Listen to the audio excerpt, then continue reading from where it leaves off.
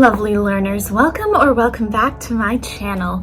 Today we're going to be talking about general ed requirements at the University of Northern Colorado.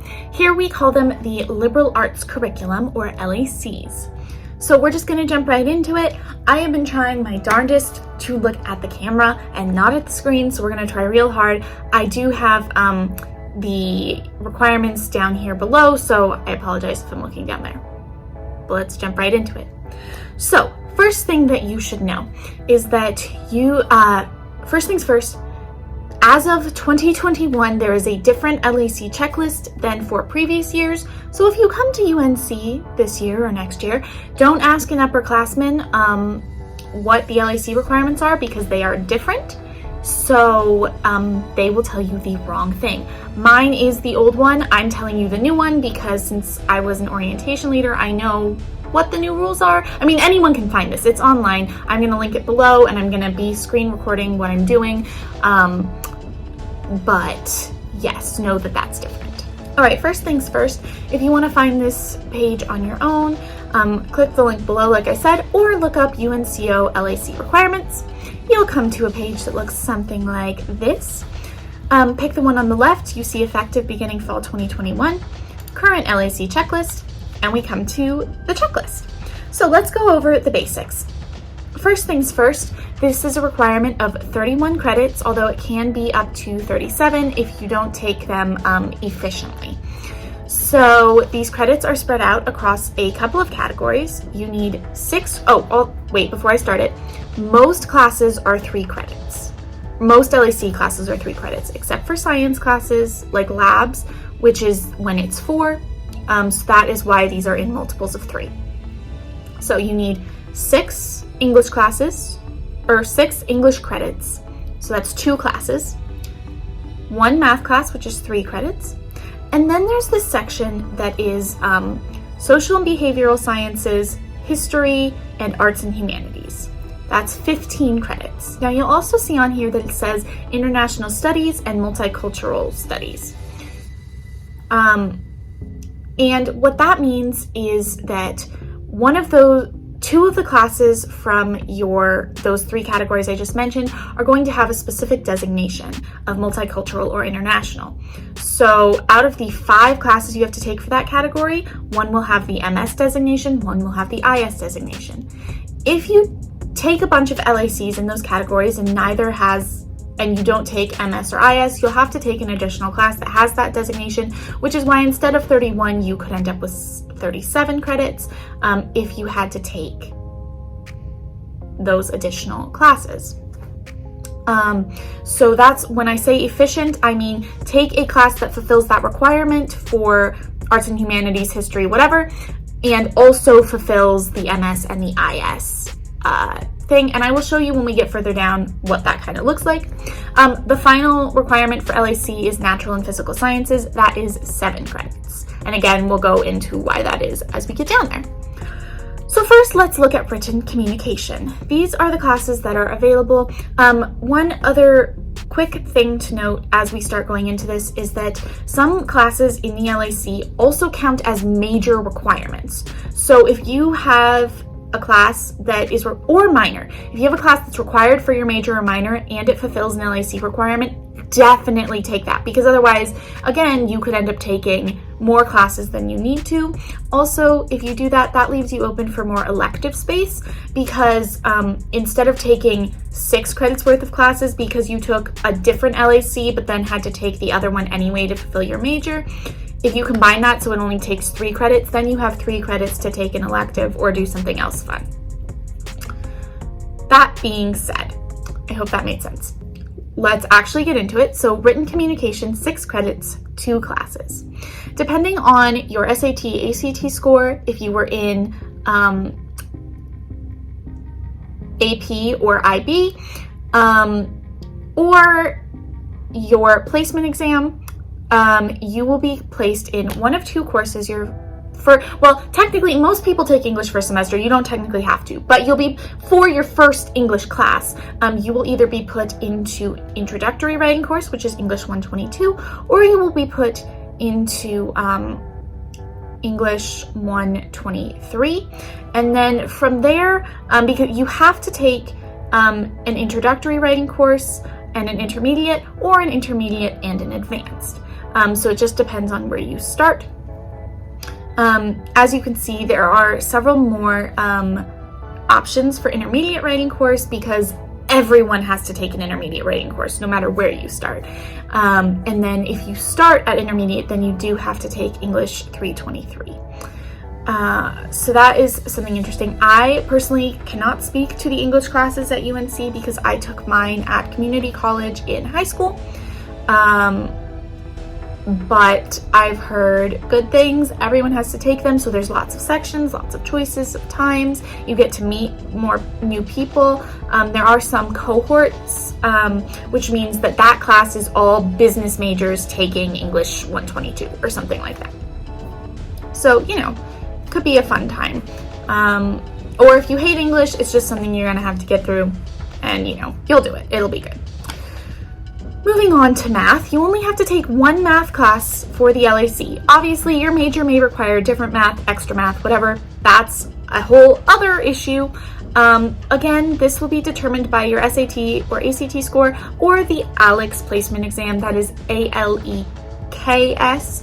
I don't remember what it stands for, but that is the math placement exam you will take to get your class. A popular one is Math 120, that's mathematics and liberal arts. That's kind of for people who don't need math for their major and just need to like get that math requirement fulfilled. But you can take any of these math classes that if they don't have a specific prereq that you need to do. And yeah, that's kind of self-explanatory. Again, one of the things that I feel a little sad for you all about that changed from these from my LAC requirements to yours is that the SAT, ACT scores no longer exempt you from math. So like I didn't have to take a math class because of my SAT score. Unfortunately, that no longer does anything. It just places you into a math class. So you will have to take math in some capacity. But if it places you in a higher math class, you could still take 120. Like I don't think they can really stop you, from what I've heard. So that brings us to the huge chonkin part. You can see there's 6 pages. A good chunk of that is this next section, which is arts and humanities, history, social and behavior sciences, and then the U.S. multicultural studies and international studies. 15 credits, that's 5 classes. Something else I should have pointed out earlier, under these categories listed is these little like LAA1, LAA2, that when you're looking at the schedule of classes, it'll have these designations so you'll know that it's an LAC and what it's counting for. So, out of these 5 classes, it says right here, maybe, no, does not like me, okay. 2 courses from arts and humanities, 1 course from history, 1 course from social and behavioral sciences, and 1 additional course from any of those categories. And remembering that we want an MS or an IS designation on one each of those courses. So, they have very helpfully laid out for us at the beginning here, courses designated as US Multicultural Studies and courses designated as International Studies. So honestly, pick one of these from each section, see what it matches. So if you pick ASL, like for me, ASL 201 counted for me because that's my minor, so that's ASL 3 by the way. So it would take you at least a year to get this done, but this is not something that you're getting done all at once. This is spread out throughout your degree, unless you have a degree that is more designed to be the first 2 years are general ed and the next 2 years are major. My degree, it's supposed to be very spread out. Go watch my video about my degree if you haven't. I did it all at once and I liked it better, but that's personal choice. So you'll pick one of these. Let's say you pick ASL 201.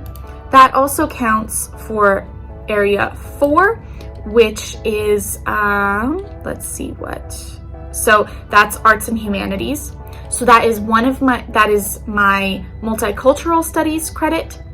as well as class, as well as one of my 2 arts and humanities classes. So now I only need to pick one more class from arts and humanities, and it can be any of these things you see under arts and humanities. There's a lot.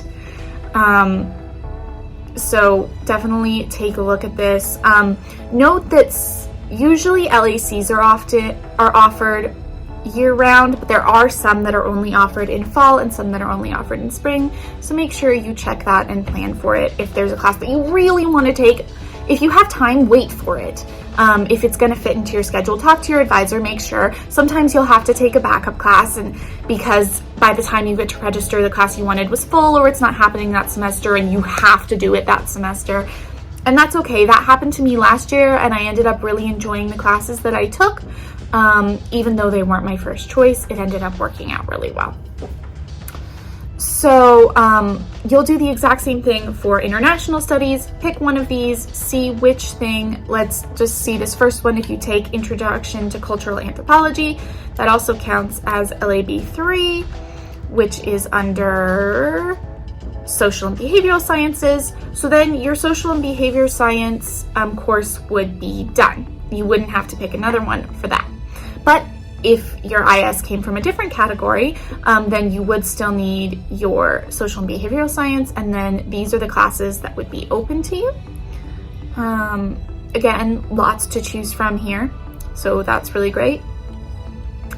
And then the final part of this section is history. You will only need one history class, and there's a good chunk of things to choose from here. So definitely that'll be great. The final LAC requirement, Natural and Physical Sciences, 7 credits. Why is it 7? Everything else has been a multiple of 3. As I said, labs are 4 credits because it's the 3 credits of lecture time plus the 1 credit of doing the lab. It's the lab time. Depending on what you pick, you will have a separate meeting time for the lab than from the lecture, so that takes up 2 periods for 1 class, but that's just how it be. So you will take 1 non-lab science and 1 lab science. Something that did change, technically you could take 2 lab sciences if you wanted to, but if you're not a science major, most people don't want to do that. But anyway, that's a whole separate thing. Something that is nice is, I didn't know this was a rule, but for me, I had to take the class with the lab and the class without the lab could not be the same designation, so they couldn't both be biology, which, like, I don't get that, which they changed it for you. They can have the same prefix, so yay you. So again, here are the choices for that. Anything with this little bold L next to it is a lab class. And you do not have to take those all at the same time. I really did not want to take all my science at the same time, but that accidentally happened and it actually worked out really well. So do with that information what you will. Again, it's specific to what you want, what classes you want to take, where there's room in your schedule, all that. So that's the big thing. Also know if you're a transfer student, or again, if you have AP, IB, concurrent enrollment coming in, that's going to change how this looks for you, because then you may not have to take English. It may change where you're placed in English. You may have fulfilled some requirements, so you'll want to check out your transfer equivalency report on your URSA account, which I believe I've shown before, but if I haven't, I'm going to make an URSA video soon. And you'll check that out and see kind of how it transferred, so you know what you still need and don't take extra classes that you don't. Let's see. Their guaranteed transfer courses in the state of Colorado are guaranteed transfer, so know that will definitely work. It just will be how they transfer is what will be special. So now I'm just going to take a minute to kind of go over what I took. I've talked about it a little bit, but there's a couple classes I would just really like to shout out. If you would like to stop watching at this point, totally understandable, because I know that this video is already long. But if you want to hear my experience, stick around. So again, I did not take these classes, English classes here, but I did take the equivalent of 122 and 123 at community college, and it was quite enjoyable, and I think it's going to be a good time. Like I said, I did not take math. Now we're getting to the fun part, which is the humanities, history, and social and behavioral. So my multicultural, is ASL 204, which is, that's a lie. What I said earlier, ASL 201, I don't know where I got 04 from, which is ASL 3, because that's part of my minor. So that counts for that. And I'm in that right now, and I love ASL so much. Oh my gosh, I could go on and on about the minor. Here's what it is. My international studies credit, I'm going to take a history class. I'm going to take world history to 1500, so I'll let y'all know how that goes. I'm pretty excited about it though, because I'm thinking of adding a history minor, so this way I'm knocking out my international, and I also would be getting a minor credit once that's added. So arts and humanities, I took, this one, ASL 202, when I take that, that's ASL 4, that's what's going to count for that. And I also took my degree is so weird, I had to check. I took principles of sociology for that one.